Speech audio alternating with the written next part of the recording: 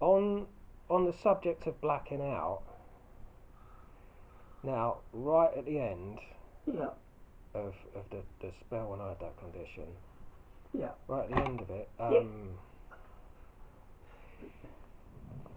I might have said in earlier questions that there was a period where I think it was about a month, and I woke up and I thought, you know, when was the last time I was here in my body? That's awful. But I remember waking up. I could see and hear, but I couldn't move yeah, because it was it was it was it had so much time, right, from my body that it had gone out and it had made friends that I didn't recognise. And yeah, we was walking across a field with three other people and it knew them. yeah, I didn't know them, yeah.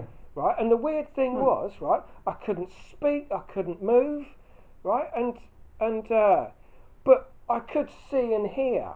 Yeah, Now I don't know if that was letting me see or hear, or whether it was just a kind of natural immune system sort of fighting against it, or what. I don't know. hmm. But you know, it had gone out and made friends that I didn't recognise, Yeah. and you know that really annoys me. Okay, well, there's several explanations for this, but one that I think you might be looking for is the chief exorcist for the Roman Catholic Church was a very holy Dominican monk called Dom Robert Petit Pierre. Now, he said to me in confidence that of all things, he was summoned to the Lubyanka prison in Russia. There were some terrible murders done there, a lot of them, terrible, and a lot of these angry spirits were still there. One of the Russian torturers, if I could tell you his name, was particularly brutal, and he was experiencing exactly the same thing. Um, what is interesting is that the British Secret Service clamped down on knowledge of this getting out. It's an official secret, and there's very few people know about this. What actually happened? But yeah, this man went through exactly the same, and was in torment over it. He knew he was possessed at times, and was terrified of it. But I said, look at what you've done. I said to Don Robert, look at what he's done. You know, he's done some evil things. Everything you do has repercussions, be it good or bad. It has repercussions. So the Lubyanka prison, I take it that was that where victims of communism were sent. Yeah, this was where so-called opponents of communism were taken. Also, if it was people that had money, they would be taken there and made to confess to being not on board with the communist system, and that gave them an excuse to take their property, take their money, whatever. But there was some horrific evils done. Yeah, well, not many people realise that the Russian Revolution was not Russian at all. Yes, It was Jewish. yes, yeah, yeah, Right. yeah, Shall I leave it there? yeah, yeah, Many cultures, especially ancient ones, they all there's a connection between a weakness, maybe at the top of the head, the crown. For Jews, they wear, I think it's the kippah. A lot of Muslims wear flat hats. You got Shaolin monks. Well, they shave their hair off because their hair can be used against them in combat.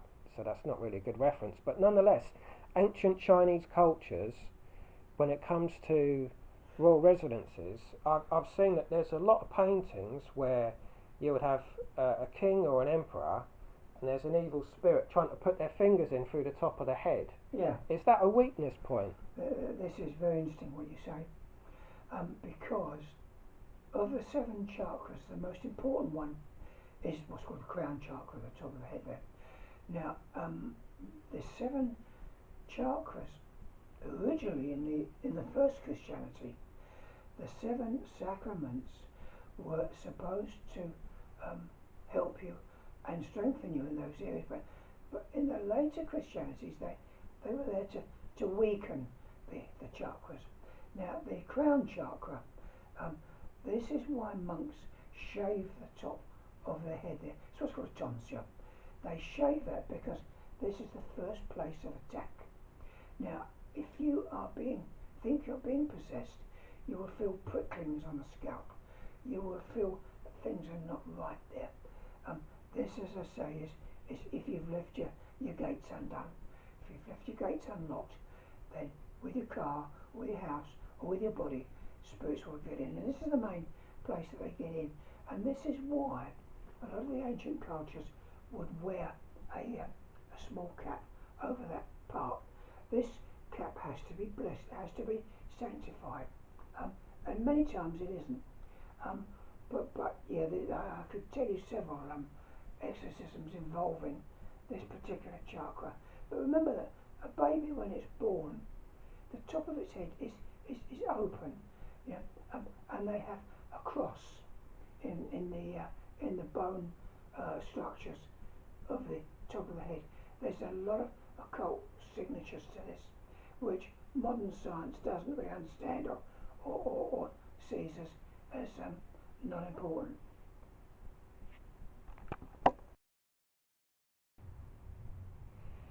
Years ago,